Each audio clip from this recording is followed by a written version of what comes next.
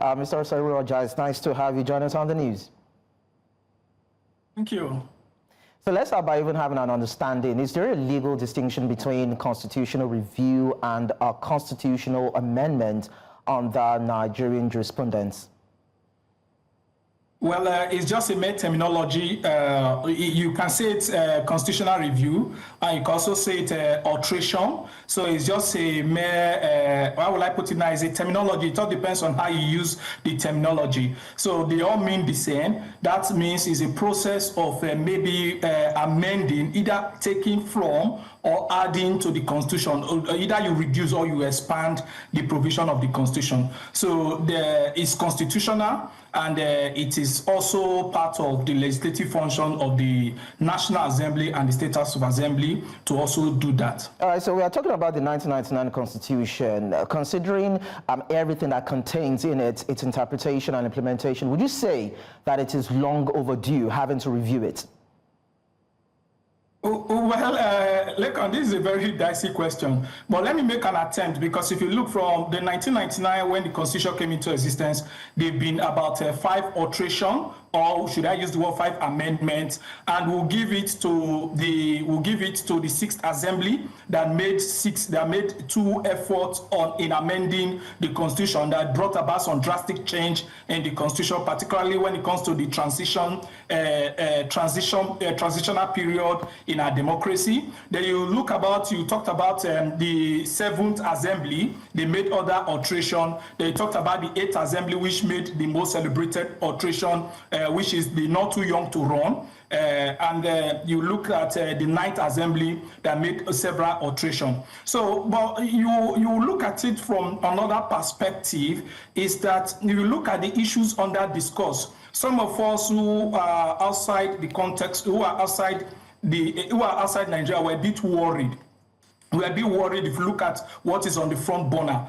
First, I will clarify the process adopted by the National Assembly. Okay. They've never been in a well-civilized society whereby public hearing of this nature is held for a constitution to be amended. There's never been like that, and the Constitution did not provide such procedures. They all have senatorial district offices, they all have House of Assembly, National Assembly constituency offices, whereby people can relate issues through those offices to their members. So making this big ceremony is just a mere political jamboree. Then 2, you look at another area of concern, the major issue, which is the section, which is the chapter 2 of the Constitution. Everything that works in in a developed country is captured in that section 2, in that chapter 2 of the Constitution, which is just 10 sections. They are not making it, nobody is even discussing it. Nobody is even making it, okay, let's make it justiciable. Let it be a ground for impeachment. Let it be a ground for any elective officers to be removed. We are not going contrary to that spirit. We are talking about reserved seat for the women, whereby the Constitution guaranteed that everybody should be treated equally. Do you understand? So we don't know where the problem is coming from. Whether is it from the leaders or from the masses is a big concern, and we need to look at it.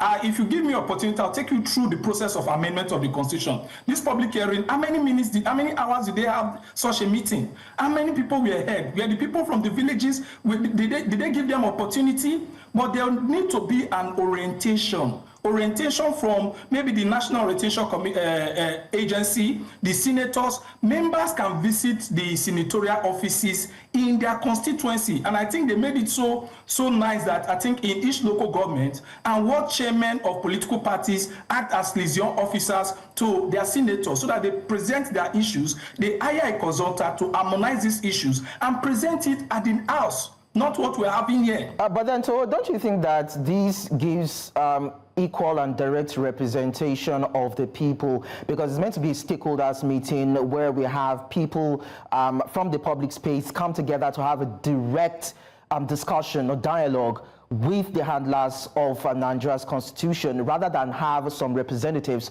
who may or may not skew, manipulate, or tinker with whatever it is that has been presented to them before they now present it to the legislatures for amendments.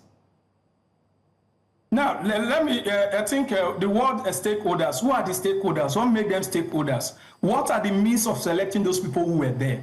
These are people who, by one reason or the other, find out what was the process in making those representations. Those people who spoke, who made themselves present at that destiny. You discover that they are still within the elite class.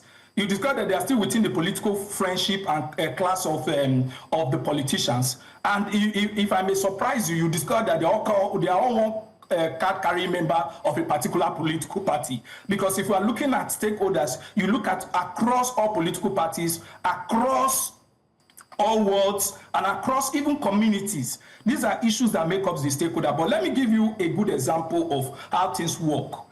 If we have a senator, like from my state, a senator who has his own offices which they are paid for, that is part of the allowances they collect. They have their own offices and secretaries who are there to collect information, to look at the issues of the issue affecting the people. They bring out consultant. They engage a consultant to harmonize. And let me tell you one thing about this amendment of a thing. It's about one person.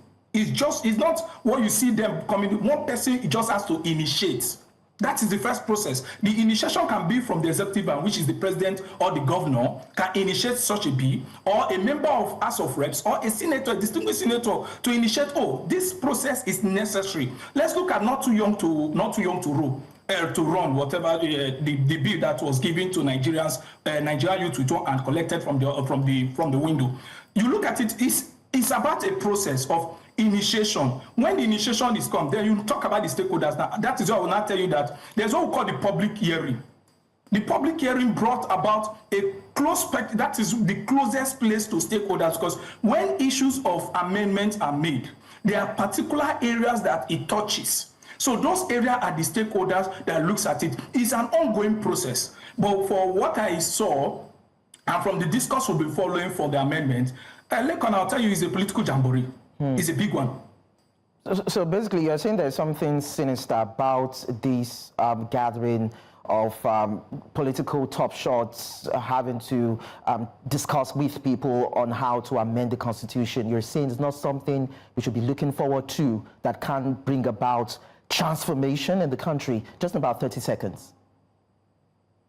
No. It's not something we should be looking at. It's not something, particularly when you hear the issues under discourse, is worrisome. When you hear the issues under discourse, is worrisome, and you know that it's just a journey in futility, creation of new states. What does that have to do with the common man? What does that have to do with the fundamental objective of government? You talked about reserving seat for female. For women. Then the men will also do their own. The youth will do their own. Then the children will do their own too. We all have reservations and every other thing. Equality is what we are talking about. Justification of governance is what we are talking about. And these are already in the Constitution.